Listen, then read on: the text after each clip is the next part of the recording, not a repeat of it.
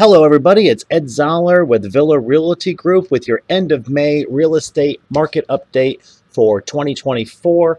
For those of you who don't know me, I've been a full-time real estate agent for over 20 years here full-time in Southwest Florida, and I've always said my mission is the educate my buyers and sellers so they can make informed decisions, and this is what this PowerPoint and PDF are going to go over. This is my video version, so if you want to download the PDF, you can always go on to LeeCountyMarketUpdate.com and upload it there to read along. There's a lot more information in it, but I'm just going to be going over the graphs and try to make this streamlined. This is more like a highlight reel for it.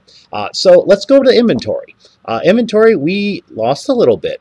As you can see here previously in previous years, we usually peak out in April and then we go down in May. Or peak out in March. This was a peak in March, go down in May.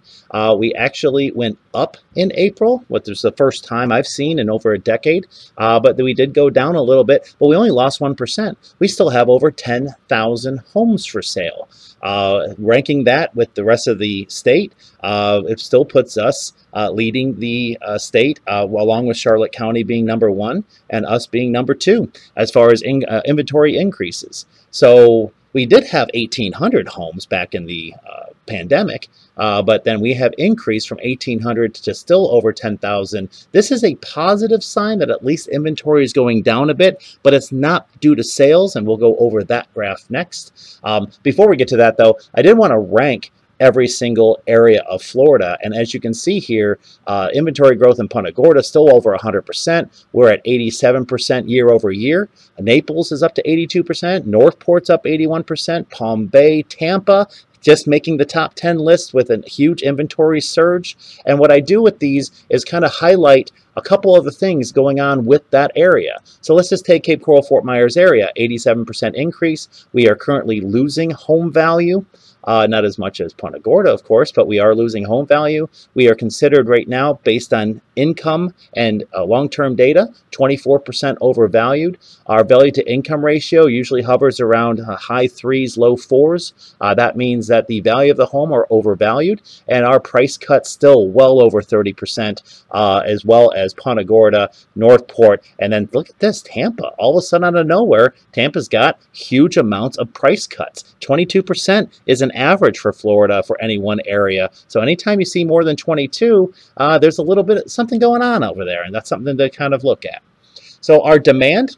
Now, I did change the long-term average if you followed my last PowerPoint last month, because I am only taking a 4-year segment. Realize that our long-term average is 1860. Drop that little bar down there. But you can see the trend here. We peak up here in March. That is when demand is at its highest. And as you can see, from January to March, huge increase of demand. From January to March, big increase of demand. January to March, and the same thing happened, January to March. But look at the downward trend of each of these peaks.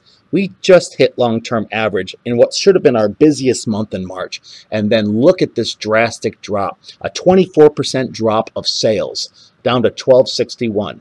To give you some insight, this was 924. This was January of this year. That was a 40-year low. That's the lowest demand we've ever seen, including when we were crashing last time, all the way back 40 years or so, and we're getting pretty close to that. And also look at the trend. Once it does peak in March, does it ever go up? No, it just keeps going down. It goes peaks here, and it just keeps going down. A little spike here around Thanksgiving time, and then back down again. But the overall trend is it's going to continue to go down. Last month when we were here, I kind of said, you know, it looks like from all the data, we're going to go down again. And yep, I was right. We should plateau out and not start going up again until January. But pretty much once you go from after March, it should make a downward trend until January, or possibly like what it did a year or so ago, where it flattened out for the entire summer. But take note of that. When demand is at its lowest, which is going to be probably in the summer, September time, if you go back to this graph up here, this is actually when the inventory starts to surge, about September all the way to January until it hits its peak. So that's kind of a timing that's important for buyers out there to consider. That might be your time. That might be where the sellers are the most distressed and there's no buyers. You're the only one in the store. You're going to get the best deal. Let's go on to the home prices. Obviously, when you have low demand and you have high supply, we should see significant price drops. Last month, we dropped 1%, about 4 or 5 grand. But this month, we only dropped $1 grand, which is really strange to me because the last time we peaked, we kind of rapidly turned and came back down in a nice fluid motion. But look at this. This was a normal market here. It's because our income was going up, and then COVID happened, a huge increase, and then it's just really trying not to go down. There is a reason for that, and I'm going to go over that in a couple slides coming up from now. But we only dropped $1 grand or 1/4% down, but our affordability went up. When you take affordability, which is the house payment for the standard house, so the taking that $384,000 price point and taking with the interest rate, taxes and insurance on that typical house, this is how we calculate this going all the way back to 2005. And the last time we were over 40%, we crashed. We stabilized in the 20s.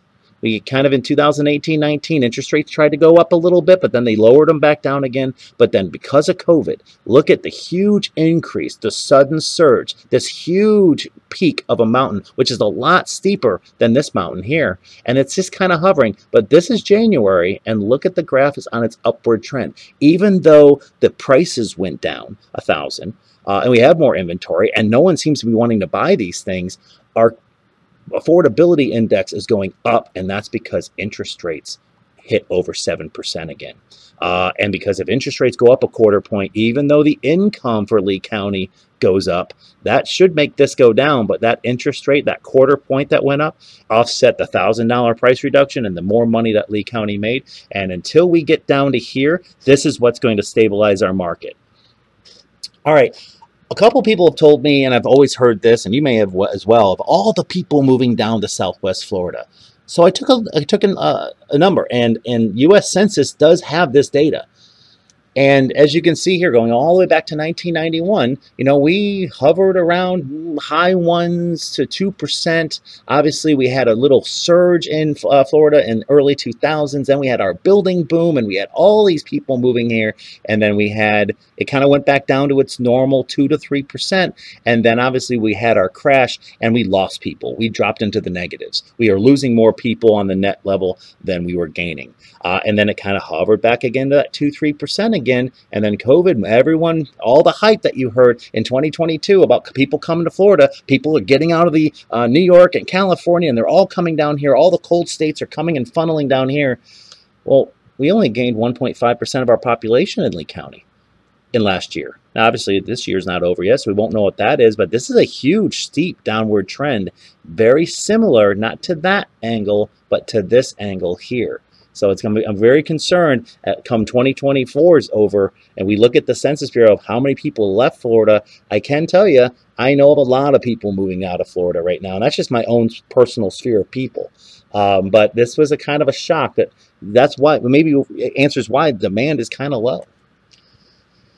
Home value growth, the only reason I have this graph, and it only goes up to like plus 2.5%, negative 2.5%, is the consecutive months of negative growth. And from the crash, which we knew was the crash, we had negative growth for 59 of those dots until it stabilized right around 2011, 2012. And then we just kind of slowly gained. The values of our homes were going up 0.3 every single month, 0.3, 0.4, maybe an average of 3 or 5 to 5% a year.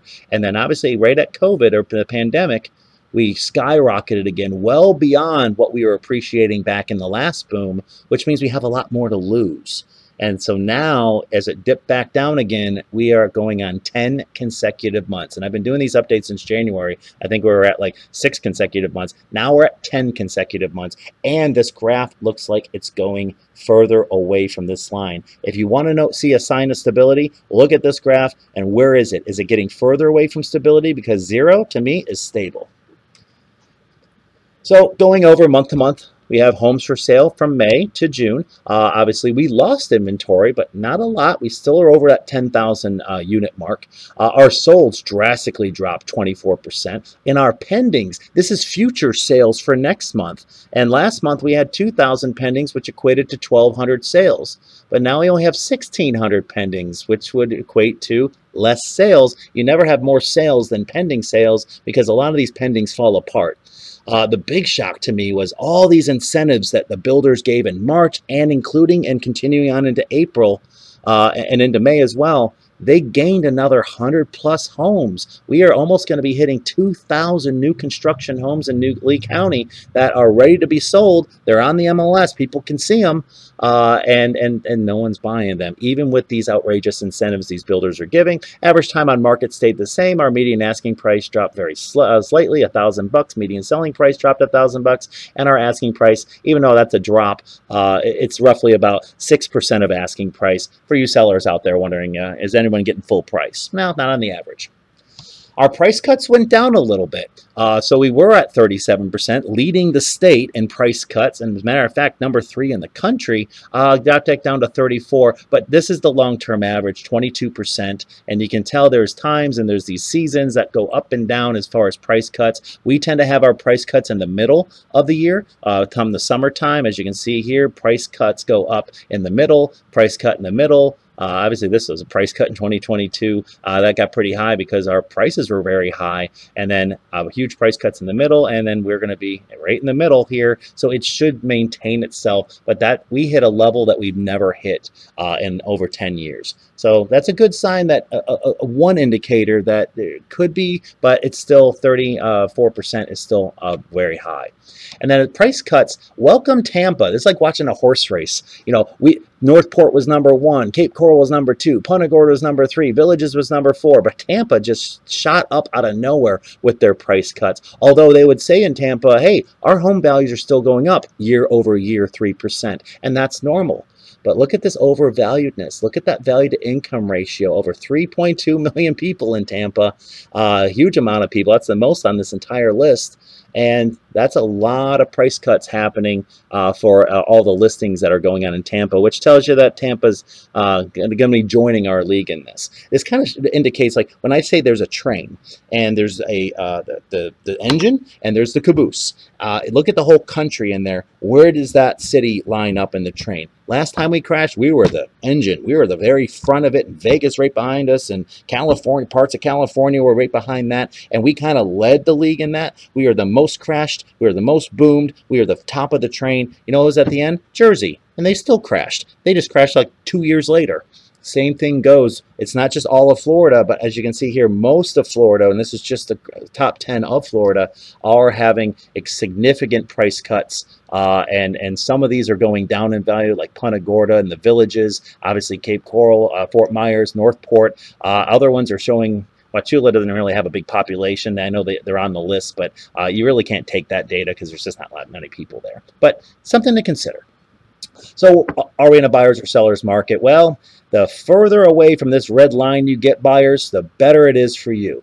Really good in 2018 for you, not so good for you during the pandemic, really good for you right now, and it is escalating upwards. We have 8 months of standing inventory. Anytime it hits over 3.9 months, and that's been the average, that's when I would say it's a buyer's market, that if no more listings came on, it would take that long for this to happen. So moving on to the next graph. I'm not going to read all of this. This is really for you guys to go over, but I did want to give the big news of the month. And this has to do with the builders. The builders are freaking out right now. Not only do we have people leaving Florida, more than we've had in the last, since 2011, and the demand is going record low, towards the record, or second lowest in 40 years, I'll call it. But look at the trend here from 1963. Anytime the builders on the national level have more than 9 months of inventory, there's only been a few times since 1963. And what was going on during that time? Well, the stagflation recession of 1973, the early 1980s double dip recession. We went into 2 recessions back to back. The 1990 recession, where it just peaked over that. Obviously, our Great Recession of the 2006-2007. The COVID-19 recession, they did go above 10. And here we are. Again, what am I going to write above that? If I look, 10 years from now when I'm doing this graph again for people, what am I going to write there? What's that called? And how high is this going to go? That's a pretty steep upward incline. And so builders obviously know this data. the things that all four of these have in common and us is every single time it was the feds were raising interest rates to combat inflation, and the feds were tightening the monetary policy. They are doing both of those right now. That's why interest rates are so high, and that's what they've been doing because of our inflation being so bad. So what this means in general, and I'm going to skip through this, you guys can read it, is builders are giving away the farm. And they can't continue to keep doing that. They're going to have to drop their price. The reason prices are not going down is builders drive those prices down. But instead of driving prices down, they're offering incentives to make the monthly payment like they drove it down.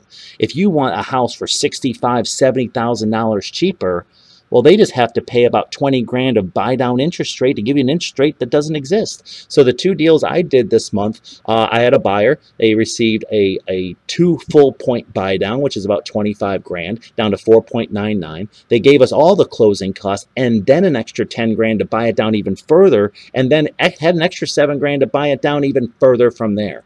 Also, they took 10 grand off the price. At the grand total, 60,000 worth of incentives. The other buyer, seller or builder gave us 52,000 worth of incentives. We got a monthly payment like we bought the home almost 100 grand less than their price. That's how they're keeping their prices high. But would you rather have low interest rate and high price, or would you rather have high price and low interest rate? I say, and that's an argument some agents are doing right now, is, oh, you can always refi. When? When's the interest rate's going to be back to 3 and 4? Do you think it's going to happen in the next 5, 10 years? You have no guarantee of that. I say you need both. You need lower price, you need lower interest rates, and in the summer, especially between now and September, it's going to get worse and worse and worse for them. You're already seeing their stock. You can look up D.R. Horton, Lennar, and Pulte and see how their stocks are doing. They have not been doing well the last month or so, and that's because their margins are getting really, really tight because they have to spend $60,000, $70,000, $80,000. So how do you get one of those if you're thinking of doing that? And this kind of explains a little bit of what you're going to do. What you do is it's all about timing. I can get you a home today because you like a home, you see a model and you go, oh, okay, that sounds good. And they'll say, oh, we'll give you 20 grand worth of incentives. It's a bargain.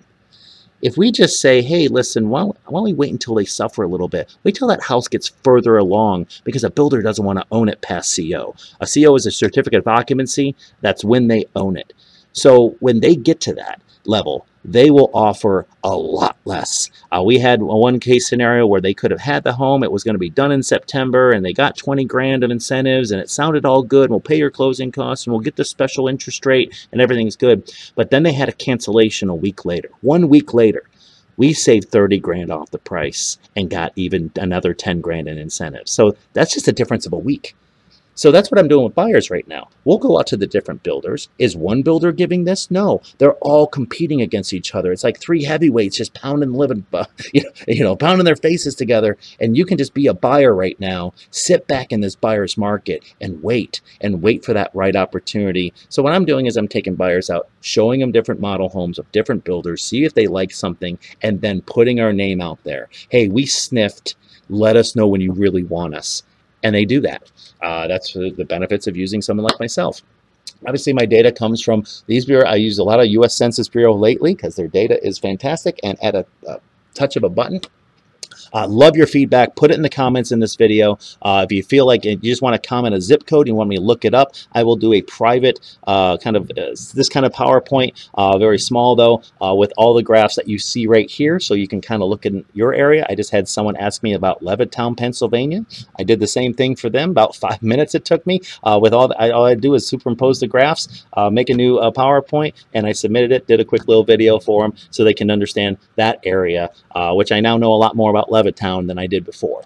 So you can catch this entire PowerPoint and read through the whole thing by going on LeeCountyMarketUpdate.com. If you're a buyer, teacherscanbuyhomes.com is still my go-to. If you don't know who I am, I did start a program to help teachers. Obviously, my program can help others as well and give you very much the same benefits that I was giving to teachers as well. All of them first-time home buyers, most of them FHA. So first-time home buyers, educating you is my primary goal. Sellers out there, you still have a lot of that fake equity. COVID gave you a lot of money. I mean, talking $100,000 to $150,000 of fakeness. So these little dips you're seeing, it's not the prices going down. It's this fake equity you gained because of investors, and all the things that I talked about in the previous updates that drove the prices up exponentially, way over the normal, and you're going to be losing almost all of that, in my opinion, going back to more of a 2018, 2017 price. That's, of course, if interest rates don't keep going up. So thank you all for your time, and I hope you have a great day. Bye-bye.